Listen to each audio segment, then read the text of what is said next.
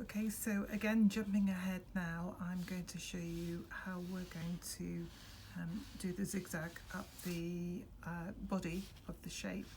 And for this, really all we're going to be doing is a running stitch, which is a straight stitch. And as you can see, I'm having to go in here because I don't have any stitching on the back to weave my beginning into, but on the basis that you have already filled in down here, you will be able to weave in your thread at the back there. So really we're going to be starting in the corner to begin the stripe, and all we're going to do is to take even spaced stitches.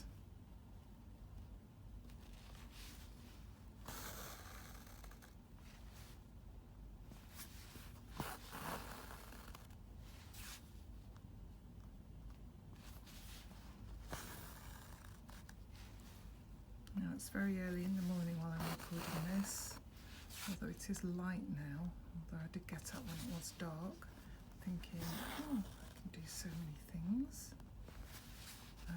Actually, I've not really achieved very much at all because I ended up looking at some Australian comedian, which is rather ridiculous. And now I feel guilty because I think I could have done all the ironing. So if we make sure that our final stitch hits the boundary wall of the design, and then we can simply come back, whoops, there we go, come back on the other trajectory.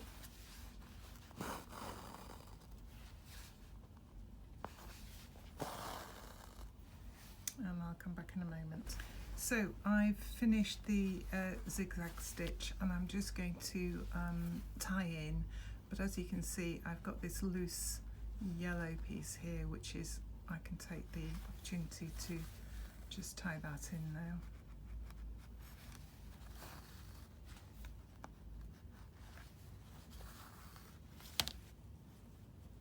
Pull that bit through and chop and chop. So we've now got rid of that tail that was sticking through, and we've completed our zigzag stitch up there. I'm going to continue with straight stitch by first of all securing our thread on the reverse side, turning over, and we're going to be doing a straight stitch on the end of each of the fronds by finding the hole that we'd already made and making 1, 2, 3, 4, 5, 2, 4, probably 5, I think. 5 little straight stitches to make a star shape. You can put some movement in these if you like, which means that they'll kind of essentially be leaning the same way. You can alter the length of the stitches, or you can keep them very symmetrical. The choice is yours.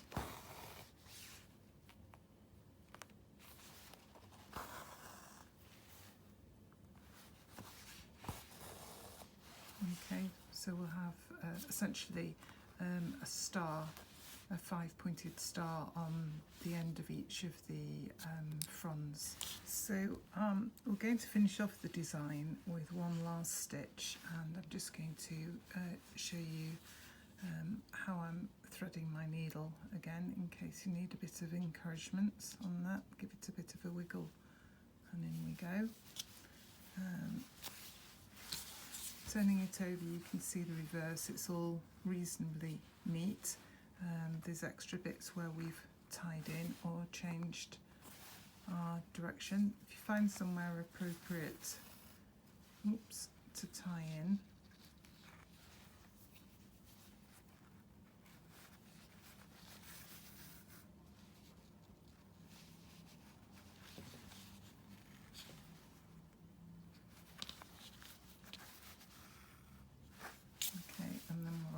So what we're going to be doing now is we're going to be doing French knots, sort of odd numbers if you can, in each of these segments here.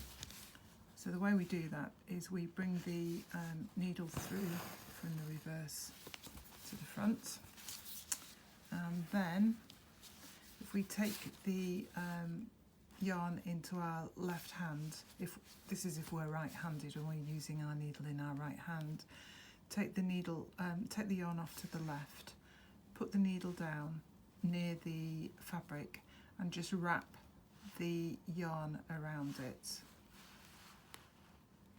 once to twice. And then what we're going to do is we're going to go back through the hole that we originally created coming through,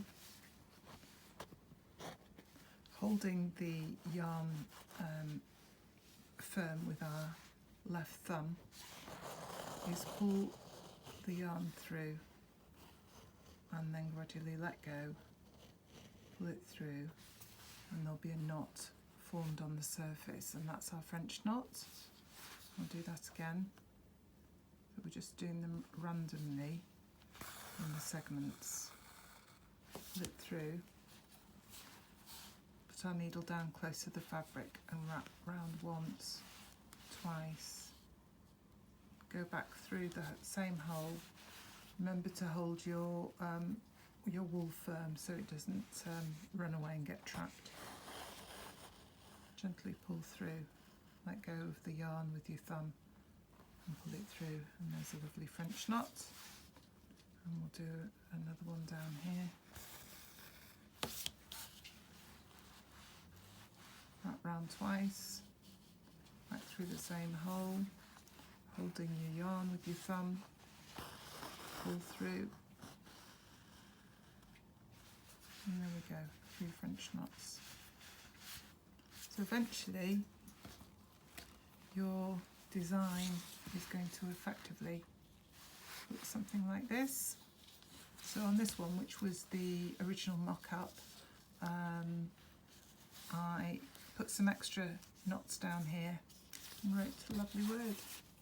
But don't be doing that on yours because it just makes the design too big. So if I show you, there's my square, you can see that I'm overlapped, which isn't good. So don't be doing that down there.